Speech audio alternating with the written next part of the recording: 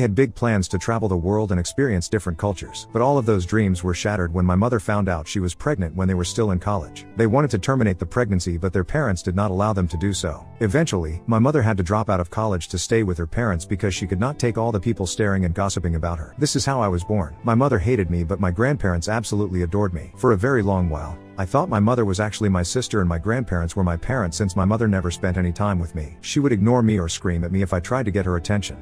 My dad also would never come and see me, so I had no idea that he even existed. My parents were still dating during this time. Now don't get me wrong, I understand that my parents did not want a child, but I was just a child and I did not understand their hate for me. Nevertheless, my mom's parents and dad's parents would spend time with me, babysit me, and treat me well. By the time my dad graduated college, I had started to walk and talk a bit. I guess this is when he started to feel a bit guilty for not being there for me. He started to come every weekend to visit me. I thought he was just a friend of my grandparents.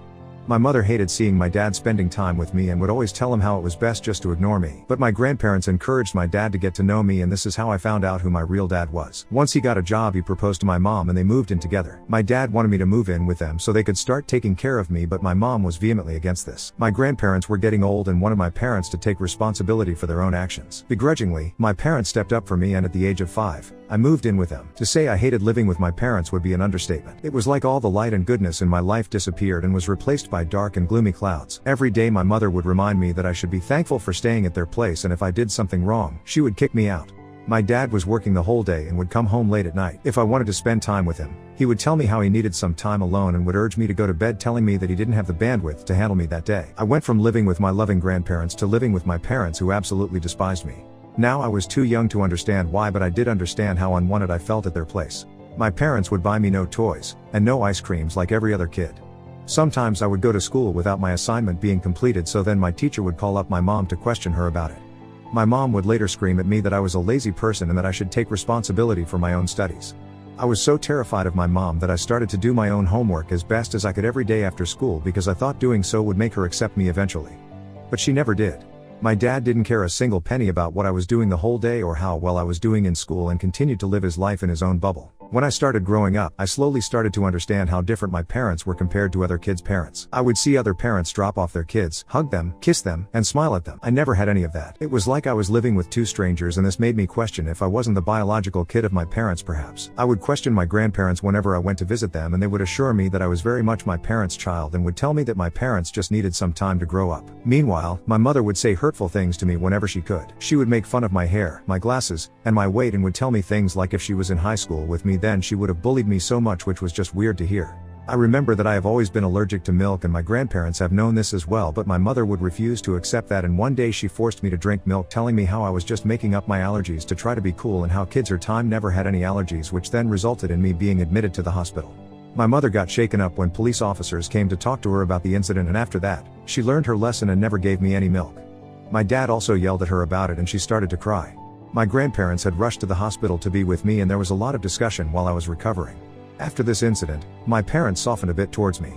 My mother started to wake me up for school and help me get ready, and my dad would spend time with me in the evenings and tuck me into bed.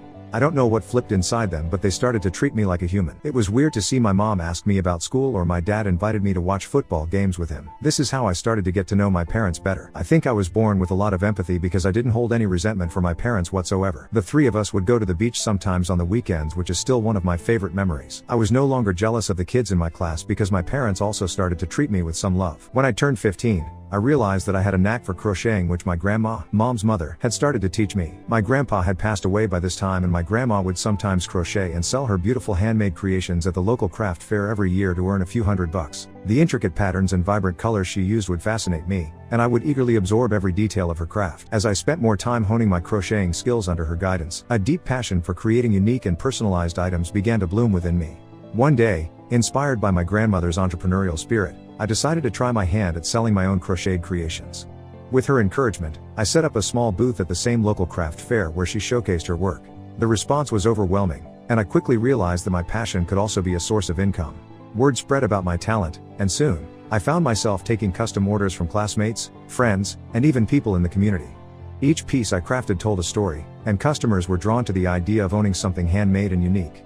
As my small business grew, so did my skills and creativity. I began experimenting with different yarn textures, colors, and patterns, pushing the boundaries of traditional crochet. My creations evolved from simple scarves and blankets to intricate wearables and home decor items. The positive feedback and repeat customers fueled my determination to refine my craft further. When I started to earn significant money, my grandmother suggested that I should have a savings account so I could save this money for college. When I talked with my parents about this, their eyes widened in shock hearing about what I had been earning. Until then, they thought it was just my stupid hobby, but when they realized that I was earning quite well for someone of my age, they vehemently refused. My dad threatened to burn all my pieces and told me how he wasn't working so hard to pay for my education for me to waste my time on these stupid things, and my mother told me that I was banned from going to my grandma's place. They demanded that I give them the money I had earned, but when I told them that it was all with grandma, they called her up and started to yell at her. When my grandma found out that they were trying to steal my money from me, she basically refused to give them anything while my parents screamed at her about how they deserved every cent. This is how I realized that my parents had never changed over the years. They were very much the same, selfish and self-serving. I could not just give up my passion for crocheting, and I wasn't going to lose out on earning money from this successful side business which could potentially help me through college. Seeing how my parents were behaving, there was a good chance they might not even send me to college, so I needed to take matters into my own hands and work for my future. I had to come up with a plan so I could go to my grandma's place every weekend and work on my designs. I started to lie to my parents and tell them how I was spending time and sleeping over at my best friend's place, who also knew about the entire situation with my parents and supported me. I would then go to my grandma's place and we would crochet away so we could fill in the pouring orders from our clients. While my grandma continued to play a pivotal role in building my business, I also embraced different online platforms like Instagram, TikTok, and Facebook to reach a broader audience. Social media became a powerful tool for showcasing my work and connecting with fellow artisans. The digital realm opened up endless possibilities, allowing me to share my passion with a global community. As the years passed, my small booth at the local craft fair transformed into a thriving online business. My grandmother helped me open a bank account with her as the co-owner of the account. I trusted my grandma inexplicably, and it was thanks to her that I could save up all the money I was earning for my college. My grandma believed in me when my own parents wanted to just take away my money for their own use. Once my mother went through my phone without me knowing about it, and she found out about my online business and how I was still operating it behind their back. This resulted in a huge fight with my parents screaming at me and my grandma. They demanded that I withdraw all the money I had earned and give it to them, since they had raised me and taken care of me all my life. I was on the verge of tears while trying to make them understand that this was for my college and that I wasn't really doing any harm to anyone. My dad screamed that I had gone behind their back and that he could not trust me anymore. My mother asked me to delete my Instagram page and stood right next to me to check if I was really deleting it. I cleverly deactivated my account instead so that later I could activate my account once I was free from my parents. Then, they implemented strict phone restrictions from 9 a.m. to 4 p.m. and 12 a.m. to 8 a.m. They also started tracking my location and monitoring my entire internet history, with notifications triggered if I searched for anything deemed bad, even innocuous things like shopping for underwear. I was allowed to go out with my friends only twice a week, but I had to come straight home afterward, otherwise they would call me and my friends multiple times. Occasionally, I was allowed to hang out with my grandma for a couple of hours after school, but they banned me from doing any crocheting with her, otherwise they threatened to take away my phone and internet access. There were so many days that I just wanted to run away, but I was still 17 and had no way out. I requested my parents to let me have a part-time job at the local cafe, which they allowed, but told me that I had to pay them 30% of what I was earning. I agreed without any fights. I would give them 30% of my earnings every week, and the rest 70% I would give to my grandma to deposit in my bank account. My parents would continue to make my life difficult by regularly barging into my room at odd times to check my room, go through my chats and emails, and monitor my location. If I didn't listen to them or follow their rules, I was either grounded or they would force me to give them more of my earnings that week. Regardless of what my parents were putting me through, I concentrated on working hard at school and getting good grades. I knew that I needed to get into a good college to escape this life, so I worked my ass off. The night before I was going to turn 18, I packed up whatever it was that I had bought for myself and left other things like my clothes and my phone in the room. I made sure to wipe my phone clean so they would not find out anything about me. I also knew my parents would not allow me to take anything that they had brought for me, so I didn't take any of their stuff. The plan was already set. My grandma came to pick me up early in the morning so I could finally move in with her. My parents were shocked to see me moving out and started fighting with my grandma, saying they were going to involve the police. I told them to go ahead since I was 18 now and could do whatever I wanted. My parents then tried to blackmail me and said how they would tell everyone about what an ungrateful daughter I was and that everyone would shun me for leaving my parents, but I did not care. They even threatened that they would not help me for college, but I just smiled since I had saved up enough and was even up for a scholarship, so I no longer needed their help. As I walked out of the house, I felt a mix of fear, relief, and determination. Little did I know, my journey was about to take an unexpected turn. The first few weeks at my grandma's place were a breath of fresh air. The strict restrictions were lifted, and I could finally breathe without the constant monitoring. The first thing I did was buy myself a new phone and get a new mobile number. Next, I went to the bank with grandma and took all my relevant documents so I could convert my minor account to an individual account. I was so happy to finally get my own card and account where I no longer had to ask for anyone's permission. I also deactivated my Instagram account so I could get back to my crocheting business. My grandma was very supportive and even offered me a small space in her house to set up a makeshift studio so I could get back to crocheting. Just a week after I had moved out of my parents' place, I found out from relatives and old neighbors that my parents had set up a party where they were finally celebrating their independence. Apparently, they were extremely happy that this was the start of their new family free from the burden of having me around and were telling people how they finally could live child-free. They had invited other child-free friends and had posted multiple pictures of them laughing and drinking throughout the night with not a care in the world. Initially, the news stung. The fact that my own parents were celebrating my absence just a week after I had left them, showcasing their newfound freedom, felt like a cruel twist of fate. My dad's parents were also shocked to hear them celebrating and they tried to reach out to me. They would travel a lot in their RV exploring around the country, so it had been years since I had talked with them. When they finally got my new number from one of my cousin, they immediately called me asking me about everything. I told them the truth about what had happened between me and my parents and how I had left home. They were shocked to hear how my parents had been abusing me. They questioned me why I didn't reach out to them for help, but I told them about how my parents would monitor my phone, so I wasn't allowed to talk to a lot of people except a handful of friends and my grandma. This is when my dad's parents told me about how my parents never wanted me in the first place, but they thought they had changed over the years once I moved in with my parents, and begged me to forgive them for not being there for me through all this. They also talked with my grandma, who told them about the various fights she had with my parents in order to protect me.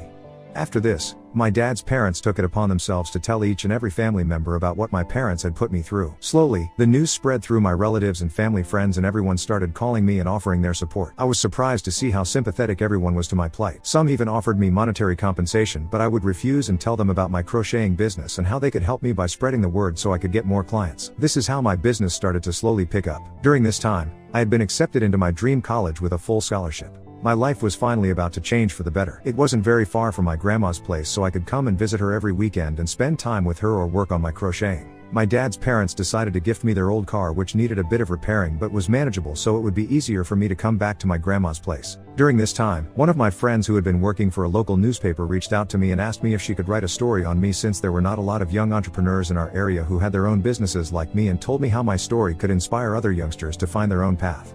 After some thinking, I agreed to sit for an interview. I honestly didn't think it was a big deal since my business still needed a lot of work, but nevertheless, I hoped that if there was a kid out there like me stuck in a toxic environment, I hoped that they would read my story and feel inspired from it. When my story came out, I felt surreal to see my own story in the paper.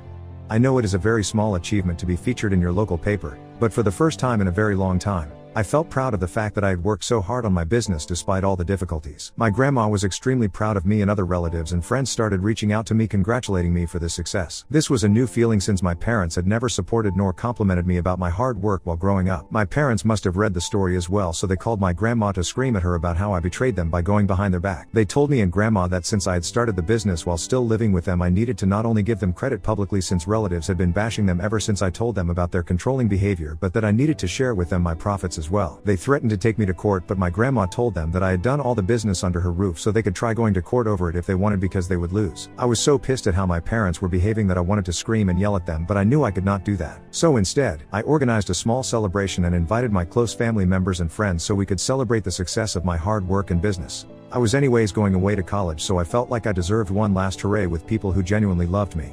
We had a great time throughout the night. Of course, word got spread to my parents, and I don't know how, but they got my hands on my new number, so they have been texting me about how I am just an ungrateful daughter and about how they wish they never had me. My dad had even sent a long text about how he spent all his life providing for me, and yet here I was, wasting away my money by celebrating with other people. Ida for having a party to celebrate with my loved ones when my parents also had a celebration after I moved out. Update 1. When I posted my story on Reddit, I had no idea it would blow up in just a few days. I have seen my story on TikTok, and it scares me that my parents might find out about this. For my sake, please pray that they don't find out anything. Now, as per the comments, I understand that a lot of people want me to block my parents permanently, and I plan on doing exactly that. However, I do want to send them a final email telling them about everything that they have put me through, so they know exactly what I have been going through. I am not a doormat like some of you have been calling me. I am just a kid who had extremely toxic parents, and it's difficult for me to drop them. Society always teaches us about how our parents always want the best for us, but no one ever teaches us about what to do when you end up with toxic parents and how to cut them off. I understand if some of you are blaming me for letting my parents walk all over me, but please do understand that I am young and I am learning slowly to stand up for myself. Update 2. Hi everyone. Thank you to some of the people who have reached out to me with supportive messages and let me know about similar situations they have gone through. Now, as I had updated earlier, I did write an email to my parents. My grandma also helped me pen down my thoughts more clearly. I am just going to copy and paste the email content here. Dear Mom and Dad, I've spent a considerable amount of time reflecting on our past, present, and the potential future of our relationship. It's with a heavy heart that I've come to the realization that, for my own well-being and growth, I need to sever ties with you both. I have spent my entire childhood yearning for your love and attempting to meet your expectations, but for some reason, I was never enough. Over the years, I've worked tirelessly to understand the reasons behind your apparent dislike for me and strive to be accepted into your lives, but you both never accepted me. From the earliest memories, when mom forced me to drink milk despite my allergies, to the times I felt like a stranger in my own home, your actions have shaped my perception of how toxic our family is. Yet, through it all, I held on, hoping for a change, for a connection that never happened. Unfortunately, when I found solace and purpose in crocheting, thanks to Grandma's guidance, I thought it might bridge the gap between us. As I built my business, your attempts to undermine and control me only solidified my decision to break free from the toxic environment. Your insistence on claiming a share of my hard-earned money, threatening legal action, and attempting to control my celebrations only further highlight how toxic you all are for me. I want you to understand that this decision is not an act of revenge or an expression of anger. It's an act of self-preservation, a step toward building a life that is free from toxicity and filled with the love and support that every child deserves. I harbor no ill will toward either of you, but I need to prioritize my mental and emotional well-being. I thank you both for pushing me to become independent and for underestimating the potential within me, and I wish you both the best in your future endeavors. I hope you both are finally happy without me. I request that you respect my decision to no further contact. Let us part ways amicably. I won't lie, but I had tears while writing this email to my parents. I know that I should be strong and remember all the bad things they have done to me, but it's so hard to cut off your parents. As children, we are conditioned to love them, and it's difficult to come out of that thinking. After sending the email, I blocked them from everywhere. In a few days, I will be going away to college, so I'm a bit nervous about it. My grandma and my dad's parents are going to help me move into my new dormitory. I am excited about meeting new people and having new friends. To everyone asking, my crocheting business is doing well and I won't quit it regardless of my college. I love making unique designs and this is my passion, so I will work hard to manage it with my studies. This is the only update I have for now. Update 3. Wow, it's been 6 months since my last update. I can't believe it's been so long and how different my life is now. First and foremost, I am thriving in college. The classes are challenging, but I'm putting in the effort and maintaining good grades. I know in the long run, despite my crocheting business, I need a college degree to fall back on. I have also made some incredible friends in college. Thanks to them, I even get more orders to crochet. College life has allowed me to explore new horizons and meet different people. It's a refreshing change from the isolation I felt back home. I even have a boyfriend now called Kyle. I mean, it's just been 2 months since we started dating and we are still getting to know each other.